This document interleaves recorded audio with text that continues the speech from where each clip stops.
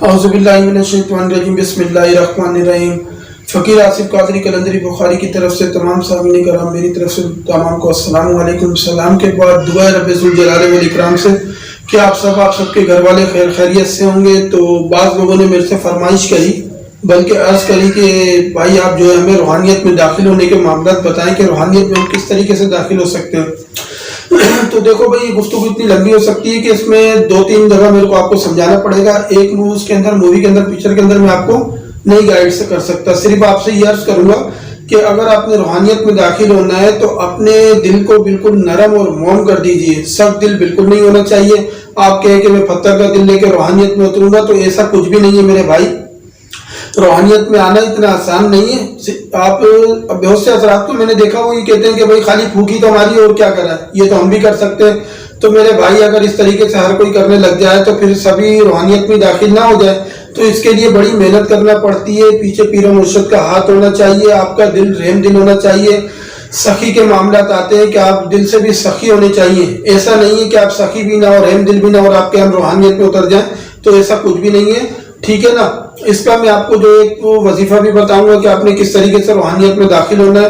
تو اس کے لیے آپ نے کرنا یہ پڑے گا کہ آپ کو 5 ٹائم کی نماز کی جو نا پابندی کرنا پڑے گی۔ خوشبو وغیرہ اچھی سے اچھی آپ کو لگانا پڑے گی، ٹھیک ہے۔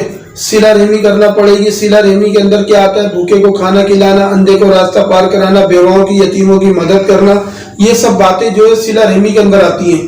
آپ نے کسی کو اچھا مشورہ دے دیا، اچھی بات بتا دی، سب یہ صلہ رحمی کے معاملات ہیں۔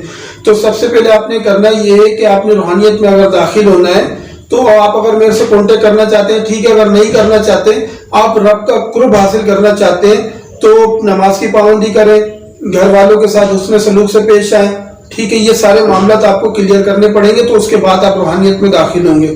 تو بہت سے بندوں نے میرے سے پوچھا کہ بھائی ہم روحانیت میں آنا چاہتے ہیں۔ تو بھائی میں آپ کو ایک بات بتاؤں کہ میرے جو پیر و مرشد تھے مرزا لاڈا قلندری بخاری رحمۃ اللہ علیہ، بابا صاحب نے 15 سال تک کے لوگوں کو مرید نہیں کیا۔ یہ بات آپ ذہن نشین کر لیں۔ 15 سال تک بابا نے صرف ان کی تربیت کے اوپر لگائے کہ ایسا نہیں ہے آگے چل کے جو ہے لوگوں سے جو ہے کہیں جا کے پیسے تو بٹورنا نہیں شروع کر دیں گے۔ تو بھائی یہ سارے معاملات ہیں۔ تو آپ نے کرنا یہ کہ روحانیت کے اندر داخل ہونے کی پہلی سیڑھی جو ہے آپ نے 5 ٹائم کی نماز کی پابندی کرنی ہے۔ گھر والوں کے ساتھ رویہ آپ کا اچھا ہونا چاہیے، بیوی بچوں کے ساتھ آپ کا رویہ اچھا ہونا چاہیے۔ ایسا وظیفہ میں آپ کو بتا رہا ہوں کہ انشاءاللہ وہ آپ پڑھنا شروع کریں گے تو آپ کو اس کے فائدے دنیا بھی نظر آئیں گے اور آگے چل کے بھی آپ کو اس کے فائدے ملتے رہیں گے۔ تو کرنا یہ کہ میری بات ذرا توجہ سے سن لیا کریں آپ، ایسا نہیں کہ بعد میں آپ کو کوئی مشکلات پیش آئی یا آپ کو کوئی پریشانی ہو۔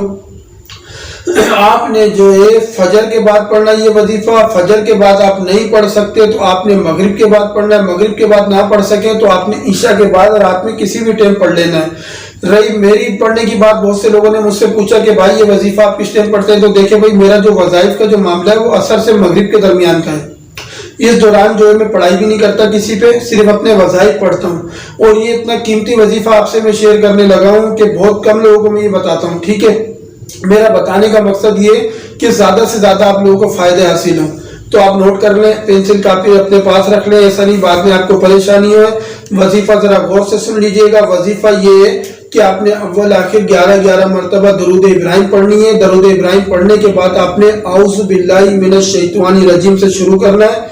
اس کے بعد آپ نے بسم اللہ الرحمن الرحیم بسم اللہ الرحمن الرحیم بسم اللہ الرحمن الرحیم 313 مرتبہ آپ نے بسم اللہ شریف پوری کرنی ہے۔ جب آپ نے اعوذ باللہ من الشیطان الرجیم میں وظیفہ شروع کرا 313 مرتبہ آپ نے بسم اللہ الرحمن الرحیم پڑھ لی، تو اس کے بعد آپ نے پھر جو ہے اعوذ باللہ من الشیطان الرجیم پڑھنی ہے، پھر 11 دفعہ درود ابراہیم پڑھنی ہے۔